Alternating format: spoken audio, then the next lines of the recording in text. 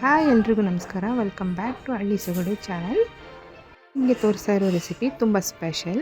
ಇದರ ಹೆಸರು ಮೂಲಂಗಿ. ಮಾಡಲು ಬೇಕಾಗಿರುವ ಸಾಮಗ್ರಿಗಳು: ಮೂಲಂಗಿ, ಒಣಕೊಬ್ಬರಿ, ಕಡಲೆ, ಜೀರಿಗೆ, ಬೆಳ್ಳುಳ್ಳಿ, ಕೊತ್ತಂಬರಿ ಸೊಪ್ಪು, ಅಚ್ಕಾರದ ಪುಡಿ, ಉಪ್ಪು ಮತ್ತು ಸ್ವಲ್ಪ ಹುಣಸೆಹಣ್ಣು. ಇದನ್ನು ಹೇಗೆ ಮಾಡೋದಂತ ನೋಡ್ಕೊಂಡು ಬರೋಣ. ಮೂಲಂಗಿನ ಸಣ್ಣ ಸಣ್ಣದಾಗಿ ಹೆಚ್ಚಿಟ್ಕೊಂಡು ಸೈಡ್ ಇಟ್ಕೊಳ್ಳಿ. ಉಳಿದಿರೋದನ್ನು ಮಸಾಲೆನ ರುಬ್ಕೊಳ್ಳಿ. ಈಗ ರುಬ್ಬಿರೋ ಮಸಾಲೆಗೆ ಹೆಚ್ಚಿಟ್ಕೊಂಡಿರೋ ಮೂಲಂಗಿನ ಆ್ಯಡ್ ಮಾಡೋಣ.